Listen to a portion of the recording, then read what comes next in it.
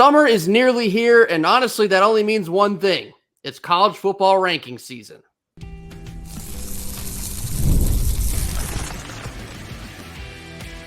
You are Locked On Wolfpack, your daily podcast on the NC State Wolfpack, part of the Locked On Podcast Network, your team every day. What's up, Wolfpack Nation? It's time to get locked in with Locked On. Thanks for making Locked On Wolfpack your first listen each and every day. We are free and available wherever you get your podcast and on YouTube, part of the Locked On Podcast Network, your team every day. Today's episode is brought to you by LinkedIn. These days, every new potential hire can feel like a high-stakes wager for your small business. That's why LinkedIn Jobs helps find the right people for your team faster and for free. Post your job for free at linkedin.com/lockedoncollege. Terms and conditions apply. Happy Monday to all. A belated happy Mother's Day to all. As always, I'm Grayson Boone, joined by former Wolfpack defensive tackle Kenton Gibbs. As I mentioned in the intro there, as summer creeps toward us, basically all we can do is just chomp at the bit, wait for college football, and dissect each and every rankings list, whether it's quarterbacks, wide receivers, preseason top 25. We eat all of the trash. It's trash eating season as we move into the summer. We sound like raccoons, but we're going to get into it here on Monday's show. An article written by Brad Crawford of 24/7 Sports broke down the post-spring ACC quarterback rankings. Now, in the interest of time, I won't read you all 17 of them. I'm still digesting the fact that there are now 17 teams in the ACC. But I will read you the top 10. Pay close attention to where our guy, Grayson McCall, falls in this list. So, number 10, Thomas Castellanos, Boston College. Number 9, Kyle McCord, Syracuse. Number 8, Tyler Show, Kenton's guy, Louisville. Number 7, Cade Klubnik, Clemson, Kenton's other guy. Number 6, Preston Stone, SMU, so a newcomer. Number 5, Kyron Drones, Virginia Tech. Number 4, Haynes King, Georgia Tech. Number 3, Grayson McCall, NC State. Number 2, DJU, Florida State. And number 1, Cam Ward of Miami. Kenton, hit me with your initial thoughts. I think Thomas Castellanos is way, way, way too low. If you watched Boston College at all last year, there were multiple games that he won single-handedly. But specifically for NC State, I think 3 it feels like it's right where Grayson McCall belongs. It feels like it's not too high, not too low. To me, it's kind of a two-way situation because this list is weird, and it leaves me wondering, how was this list ranked? Was it ranked off of what we believe you'll be next year or what we have already seen from you? Which then, that kind of leaves me with that question, because if it's what we've already seen from you, Castellanos needs to be higher. If it's what we believe you'll do next year, Tony Calandra probably needs to be in it. But again, sticking strictly to the NC State aspect of it, I think Grayson McCall is perfect from either angle. Maybe you can make a case for him being definitive 2, maybe even 1, in terms of what you think he'll be. But I could see, I'm not upset. I'm not upset by him being put at 3. I think that he's a better player than DJU. I think he's going to prove that he's a better player than DJU this year. So, the more I talk about it, the more I think to myself he deserves a definitive number 2. But again, 1, 2, and 3 for me, depending on what you're valuing, they're all pretty interchangeable because they all have a lot of things in common. They're all supremely talented. They're all first-year guys at their school. And the only thing that I'll say is the differentiator between these 3 is that DJU will not likely be asked to be the guy in his offense. Like he can very much so be a guy that doesn't lose them games and they'll be fine. On the other hand, Grayson McCall and Cam Ward do not have that luxury. They have to have multiple games where they are the guy, where they definitively put their flag in the ground and say, boom, this is us. This is who we are. This is where we are. And I'm going to lead us there in order for it to get done. I think on that last point is why I think Grayson McCall is perfect at the 3 spot. Just standing alone, he's a really good quarterback. He's thrown for 10,000 yards, over 100 touchdowns in his career. Very talented. We know what he is capable of doing. Then you plug him into this new look offense with Robert and I at the helm. You bring in a full cupboard of wide receiving talent. You have very talented running backs behind him as well. You have a couple X factors at the tight end position, Justin Jolie and Juice Farine. All of those guys certainly will make Grayson McCall better, but he's already bringing a lot of talent to the table. And looking around the other guys in this top 10, I do think it's interesting to see DJU at number 2. I think that is a product of what you just illustrated, in that a lot of the other factors around him will elevate his ceiling per se. And I think the same can be said about some of these other guys. Kyron Drones, I think, is a different beast. I think he belongs in the top 5 very accurately. Another something I noticed, both of the blue schools are not in the top 10. I think that is also accurate. I think Malik Murphy at Duke, he's got a lot of learning still to do to bring Duke kind of back to the map. UNC not in the top 10 is both funny and accurate. I think it's interesting that, of course, Mac Brown pulled the spring game from national television and went out and got Jacoby Criswell to come back to Chapel Hill from the transfer portal. That kind of tells you all you need to know about their confidence level in their quarterback room. So, he. Cam Ward from Miami at 1, sure, I get it. Haynes King at Georgia Tech at 4, I think that's bold and probably correct. I don't think he gets enough love for his talent level and the things that he did at Georgia Tech just last year, including beating Miami. So I think that's a good spot. Preston Stone from SMU at 6. Hand up, I have not watched a whole lot of SMU football. I'm going to have to learn some Sherwood Blunt here with SMU joining the ACC. We're obviously going to have to poke fun at Cade Klubnik and Tyler Shelf at 7 and 8 here. I'm not confident in either one of them. Grayson McCall being well ahead of the two of them, I think, makes a lot of sense. So to be honest with you, I think overall it's a pretty good list. I'm very happy with Grayson McCall at 3. Not too high, certainly not too low. And I think that really reflects what he can do with the Wolfpack this season. Yeah, and I may have gotten it slightly wrong on Tyler Shuck, but not really. I mean, he's thrown 1 year of double-digit touchdowns. That year was under 15 touchdowns. Other than that, a bunch of very mediocre years ended by injury. And again, I know everybody loves to say, oh, but when healthy, if I were healthy throughout my career, Grayson and I probably wouldn't be talking today. I'm not saying I'd still be in the NFL to this point in time, but I'm sure that I would have gotten a couple calls. I would have at least gotten me a cup of coffee or something in the league, but that's ifs and buts were berries and nuts. Squirrels would never starve. We live in the real world, and things happen as they do. Like, if you've shown me that you can't stay healthy, if you show me you can't play, that is what it is. And also about the guys who you said in terms of Klubnik and his inability to make good decisions, it brings me to this thought. I'm so glad for Grayson McCall. I'm so thankful that we did what we did in the portal, because when you look at the quarterback situation in the ACC, this is almost the exact opposite of what the ACC was about, 3-4 years ago, when you had a bunch of guys that were proven commodities rolling through, a bunch of guys who you knew, like, oh man, not only has he played ball, he's played good ball. I believe 3-4 years ago, it was Sam Howell, Devin Leary, De'Aaron King, Trevor Lawrence. There was so many guys that were not just, these guys weren't good. These were bona fide stars. Oh, and by the way, one of the biggest guys that we forget, Hendon Hooker was absolutely crushing it at Virginia Tech, in spite of Coach Fuentes. Every time he got in the game, he aggressive. And Kenny Pickett as well, who went on to win ACC Player of the Year, Sam Hartman, so on and so forth, that were just dominant forces. You couldn't imagine, even if we had the same situation of expansion, even if we had the same thing of a bunch of transfers, none of those guys would have been the first guys ranked. None of those guys would have been the top 3 ranked. And yet here we are in a year where the quarterback play seems to be heading towards the track of some of the worst we've seen in some time. We got our guy in Grayson McCall.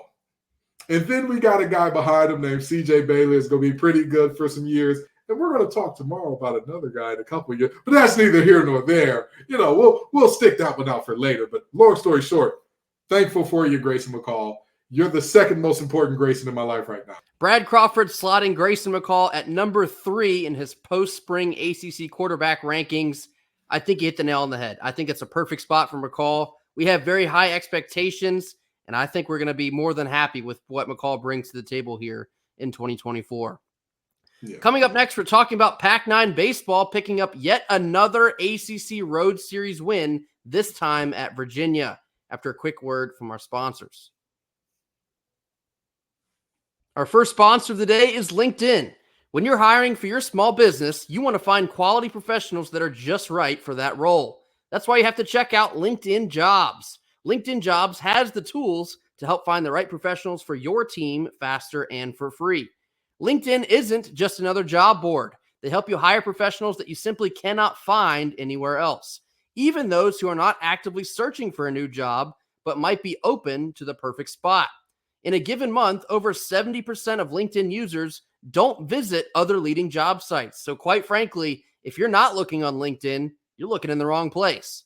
On LinkedIn, 86% of small businesses can get a qualified candidate within just 24 hours. So you can hire professionals like a professional on LinkedIn. LinkedIn knows that small businesses are wearing so many hats, they simply might not have the time or resources to effectively hire. So that's why LinkedIn is constantly finding new ways to streamline these types of processes. They even just launched a feature that helps you write job descriptions, making this process even quicker and easier. So post your job for free at linkedin.com/lockedoncollege. That's linkedin.com/lockedoncollege to post your job for free. Terms and conditions apply. Middle portion of our Monday show, now getting into some NC State baseball. Stop me if you've heard this before, but NC State had a ranked opponent on the road, and they went and got it done yet again. This time it was UVA. The Pack went up to Charlottesville and took 2 out of 3 from number 10 Virginia. Is there anyone in the country that NC State truly feels like they can't play with right now? They now have series wins over Clemson, Duke, the Dirty Foot Club, and Virginia. All 4 of those teams are inside the top 15. You lose Matt Willardson, your Saturday starter, before the season even begins. You lose Josh Hogue in the outfield, had a terrible leg injury. You lose Shane Van Dam, arguably your most valuable reliever in the bullpen as in terms of a middle relief guy. Noah Souls was lost for over a month due to a lingering injury. You finally get him back here last weekend. Your freshman sensation in Alex Sosa, you lose him for over a month. He had mono and then the flu back-to-back. You talk about bad luck. He is now finally contributing back to the lineup. And yet, this team continues to knock off ranked opponents. Kenton, what more is there to say about the resiliency of this team right now? You know, I made a joke a while back that, hey, we need to go ahead and just paint a number next to every team we play, because there's a fun fact about this NC State team I don't think many people realize. We have lost more series to teams that are unranked than to ranked teams. Yeah. This team, I don't know what it is about them. They're playing such good ball. And that's not to say that they're inconsistent or that they've been bad. I mean, I want to say they've lost 2 series to unranked teams, but the reality of that is, as of late, they're playing really, really good ball. I mean, their last series loss overall was over a month ago, if I do recall correctly. Correct. That would have been Louisville on the road. And so Louisville on the road, and I believe that last game was April 7th. So this team is continuing to show up, continuing to show out, continuing to do what they need to do in terms of just building a winner, building a team that, you know, everything hasn't gone perfectly like Grace has talked about. The injuries have been there. The health has not been to a level where it's like, hey, we're good, we're fine, nothing to worry about, nothing to see here. But this team continues to show up, show out, and win. This team continues to show up and do what they need to do to, you know, continue to beat winning teams, continue to beat teams that are some of the top echelon, not in just the ACC, but in the nation. It's kind of insane to think about. And I'll tell you, this team is peaking at the right time, as they like to say, because winning this series on the road, that's a massive deal. But let's take a step forward and realize you have a Wake Forest team that just run-ruled Clemson in their game 3, coming to, or actually they're coming to NC State. So they're coming here. You have them coming into your baseball stadium. You've got to make something shake here. So I'm excited to see what happens in this upcoming series against Wake Forest. But, man, what a time, what a team. Every time that a good team comes through in terms of a full series, we rise to the occasion. Some of the midweeks, not exactly. But in all seriousness, every time that we have a series against a ranked opponent, we show up and show out. I'm super excited to see what this team is going to do coming up against Wake Forest here. The good news is we don't have any midweek games left. All we have left in the regular season is this upcoming weekend against Wake Forest, like Kenton mentioned there. But I remember once the calendar flipped to April, we outlined the remaining schedule and talked about how big of a gauntlet it was going to be for NC State. And here they are. And here they are with ranked series wins over Clemson. You had UNC come to town, took care of business there. You go down to Florida State, couple shenanigans, but you win the Friday night game against their best starter. I know it's considered a series split, but that really does feel like a series win on that note. And then you go up to Virginia, one of the most explosive offenses in the country, and yet NC State is the one providing the fireworks, and they take home the series win. NC State has dealt with one of the tougher schedules in the country and one of the most unfortunate, run of injuries or illness here. And yet here they stand, potentially one more series win away from being a potential host seed. That is an incredible amount of resiliency. And in an article that I wrote for College Baseball Central, I also talked about the other role players, so to speak, really stepping up. I look at guys like Matt Hevner at second base. With the injury to Josh Hogue, you move Luke Nixon into the outfield. That presented the opportunity for reserve second baseman Matt Hevner to step up. And now here he stands with an average of nearly 300. He's at 296. Guys like Matt Hevner stepping up and setting the table for the bigger names like Alec Makarevich or Garrett Pennington, who's on an absolute tear right now. He had 3 home runs in this series against Virginia. You really can't even illustrate how important performances like those are. Or even Cooper Consiglio coming out of the bullpen, just a freshman who's had to deal with some of the top offenses in the country. Like I mentioned, Clemson, Florida State, and Virginia. I believe he's logged like 14.2 innings against those 3 teams, and he's only given up 3 earned runs. That's like otherworldly performance from just a freshman. And then coming into the season, Jacob Cozart was supposed to be one of the best catchers in the country. He has shown that this last month or so. He went on a tear. I think it was like 9 games in a row. He had at least 1 home run. The guys that you needed to step up are exactly who is stepping up and then some. And the freshmen that are stepping up, you look at Jacob Duden, sophomores like Derek Smith, who's really become a fixture in the back end of the bullpen. I alluded in that same article that NC State baseball almost feels like Hydra from the Marvel comics right now. You cut one head off and two more grow in place. It really feels like there's nothing you can do to get in the way of this NC State baseball team. And that kind of speaks to an even bigger point of the overall academic calendar year that NC State athletics is having. You saw the resiliency from the football team looking down and out, but then they rattle off 5-0 to finish the regular season. Basketball seemingly left for dead, and then they pull off the run of a lifetime. Baseball going through one of the tougher schedules in the entire country, a long laundry list of injuries and ailments, and they stand just one more series win to win, potentially from being a national host seed, getting in that top 16 perhaps if they are to knock off the Demon Deacons next weekend. That's insane. It just embodies what it means to be an athlete at NC State. Everything seemingly always connects back to Jimmy V, and you never give up. No matter what life throws at you, you never, ever give up. This baseball team's not giving up. Doesn't matter what kind of hardship they have to overcome. They're going to do it. They're going to beat a ranked team, and they're going to fight you till the bitter end. What a weekend for NC State baseball. For sure. And also the guy that you mentioned at Consiglio, he was a freshman that you and I both asked, why is he so heavily in the rotation early in the season? And lo and behold, he took his lumps all of this time, or not even all of this time later, a very short time later. In all reality, he's a mainstay in that bullpen, in that lineup. So, this is a team that, like you said, the depth is depthing. We have guys stepping up that obviously the names that should be stepping up are stepping up, but we also have guys who are fairly unheralded. And what more of an NC State thing could there be than to have guys who, people look at and they're, oh, that guy's not really a big name. And then all of a sudden he's setting ACC on fire. What a time, what a group this group is, and how special this season can be if they continue to play at this level. I remember saying back in the beginning of the season in February and early March, how a lot of folks kind of had some concerns about how much time these really young freshmen were getting both in the lineup and on the mound. And I remember saying, Coach Avent kind of letting all these freshman names get in there, get their experience, at times take their lumps, and just kind of vibe out and see what you can get out of them. Performances like this, like what you're getting from Luke Nixon, Cooper Consiglio, Jacob Duden, this is why it is so important to get those younger guys all that experience early in the season. Because now you're in the middle of May, you're looking to become a regional host, and you have guys like Luke Nixon hitting a 3-run home run to cap off Game 3 in Virginia. You have guys like Cooper Consiglio entering the game in Game 3 and being rock solid. 4 1/3 innings, scoreless relief. You have guys like Jacob Duden throwing 98, 99 as just a freshman out of the bullpen. One of the most electric young guys in the country. This is why.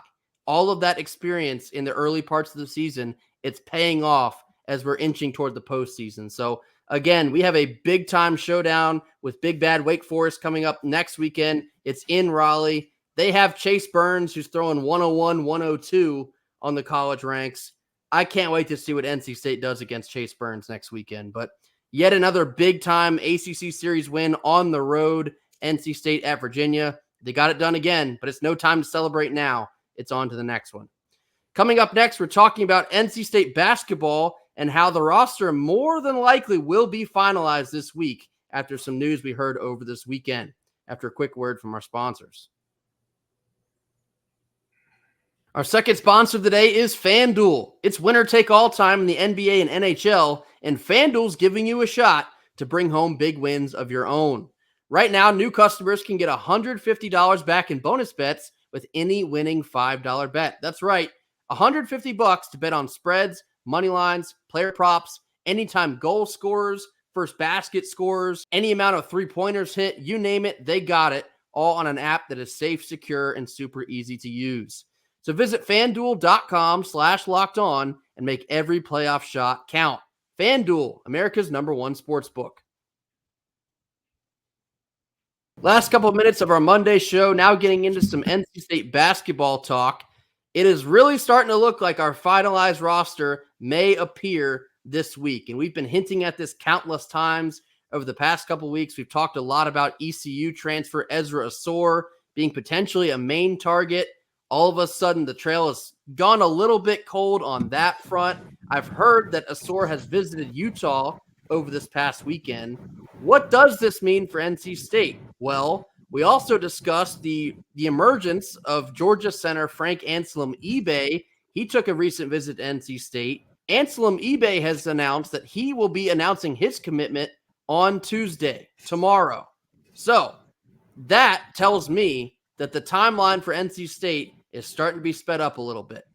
Anselm Ebay is picking between Georgia Tech, Louisville, NC State, or Wisconsin on Tuesday. We talked about on Friday how Kevin Keats needs to potentially introduce a timeline for the two of these guys. With Anselm Ebay announcing on Tuesday, that would lead me to believe that Asor, whether he will be a Wolfpacker or not, we're going to know by the end of this week. So I have under good authority that the roster will likely be finalized by Wednesday. There you go. I've been sitting on that for a little bit now because I promised my sources I would not put that out there. But, this is a thing that's, as you can see, things are materializing in a way that it will very likely be, rounded out and finished by this Wednesday. Not saying 100% that I'm guaranteeing, but I've heard that is the date that they want to have everything squared away and wrapped up and put a ball on this thing so that, there's not really much else to discuss in regards to what's going on between these two. And so this announcement from Anselm Ebay does not surprise me. I figured there was some announcement coming from one of these two guys, which I still do believe that I don't believe the trail has gone as cold on the SAR as many do believe it has. And I'll leave it at that. But we will see how this thing plays out and shakes out, because at the end of the day, it doesn't matter if that trail is hot as fish grease. If it doesn't lead to a dotted line being signed saying, hey, this is my national letter of intent, I want to play for this school, then, we've got some problems on that front. So all in all, I think that this saga is coming to an end. But, we will see. We will see. And again, like you said, Keats and this roster are working from a position of strength to where it's like, hey, we have very recent success to show you. We have. Whether you want to accept it or not, this is 2 years straight of going further in the tournament than the Dirty Foot Club. Whether you want to realize and accept it or not, this team just went on a ACC championship and Final Four run, whether you want to accept it or not. So all in all, we'll see. We'll see how this thing plays out. But like you said, it don't take all day. It don't take all day. It shouldn't take all day. And so we're going to see what the announcement of these two young men are. And let me correct myself. I said trail had gone cold. What I kind of meant to say was radio silence. Two very different ideas there. I wouldn't exactly say the trail has gone cold with a sore, but there has been radio silence. That part is for certain. So I've seen a lot of folks kind of weigh some pros and cons between the two. I do believe Ezra Soar is much more of an offensive threat than Anselm Ebay would be. Soar is 6'8", power forward, super athletic, quick, twitchy guy, can get in and out of the paint. I think you could see more of an offensive contribution from Soar. However, Anselm Ebay, standing at 6'10", played a lot of minutes at center for Georgia. He's more of your defensive guy. He's more of a rim protector, hopefully more of a rebounding type prospect. So the two perhaps are looking to be filled for a forward position, but I really don't think they could be any more different. One's more offensive minded, one's more defensive minded. Kenton, if you had to choose, who are you taking for this last roster spot? Oh man, that's a tough question. I would say eBay only because this team already has a very offensive lean, and a defensive guy on the back end who can help clean things up and tidy things up if somebody does, get blown by or whatever the case may be. I think that is more vital than another guy who could add in offensively. I think it's of critical importance to have somebody on that back end that defensively is not just a good on ball defender, but a good help side defender that can, whenever somebody is wrong defensively, he can make them right. I think that's a little bit more important to this team. He doesn't have the same amount of eligibility, and I would like to get, if I could fuse them into one player, of course, I would love to. But the reality is, if I got to pick one, even though it's 1 year against two, this team has such an offensive lean, and this team has some longevity with that offense because a lot of players that we're getting, not a lot, but there are a few players out of the portal this year that are not 1 year rentals. There are a few guys in this current portal class that we're going to have for a couple years who have some offensive prowess. So I like to see a little bit of a defensive lean in some of these guys to balance that out. It's funny when we heard that Ezra Soar's name had kind of come out as a potential target for NC State. I think even I said on here, I was like, I'm so confident that Ezra Soar will be in red and white that I'm already going to sort of include him in the roster. I'll tell you what, hand up, I'm starting to change my mind. The longer this process is waging on, I am starting to warm up to the idea that we would almost rather take Anselm Ebay for him to clean up the glass and grab boards. And if nothing else, he's just a big, long body in the paint, alter shots, be a force in the defensive end, and everybody else will take care of the rest on offense. And maybe whatever else you can get from him is just an added bonus. I'm starting to warm up to the idea that Anselm Ebay would make more of an impact on this team than Ezra Soar would. I totally get the pros and cons for both of these players. Again, I think Soar is a very high motor type athlete, and you can always find a spot for a guy like that on virtually any team. But I'm looking at Brandon Huntley Hatfield, and I'm looking at Ben Middlebrooks. The two of them both stand at 6'10". And while I do think that is enough depth at the center position, something that I've repeatedly seen is, well, what if one and or both of them can't stay healthy? Then what? Because then after that, you only have, I believe your next tallest player is 6'8", or maybe 6'9". I think it would be DPJ, to be honest. Right. And if you're looking at only 6'8" or 6'9" to be your main fixture in the paint, that makes me nervous. And again, that's all hypothetical because I do anticipate BHH and Middlebrooks to be staying healthy for this coming season. But I think if you're looking for overall upside, it might just be Anselm Ebay in protecting the rim and cleaning up the glass. That might just be the way to go here. Tell us what you think in the comments. Tell us if you would rather take the commitment of Frank Anselm Ebay on Tuesday, or I guess Ezra Soar shortly thereafter. Still kind of waiting in the weeds to see how that plays out. But that will do it for us here on Monday. Be sure to hit that like button. Drop your comments in the comment box like I just mentioned. Tell us what you think about Grayson McCall being potentially a top 3 quarterback in the ACC. I think that's accurate. But if you agree or disagree, tell us in the comments what you think. If you're an NC State baseball guy, tell us how impressed you are by the way this team is playing right now, knocking off ranked number 10 Virginia on the road. And again, like I just mentioned, tell us who you would rather have to finalize this NC State basketball roster, Ezra Asor from ECU or Frank Anselm eBay from Georgia. Be sure to hit that subscribe button on your way out the door. Let me check our numbers here. We are currently at 1977. We are 23 away from hitting 2K in subscriber count. First of all, thank you all so much for that we're even able to say a number like that.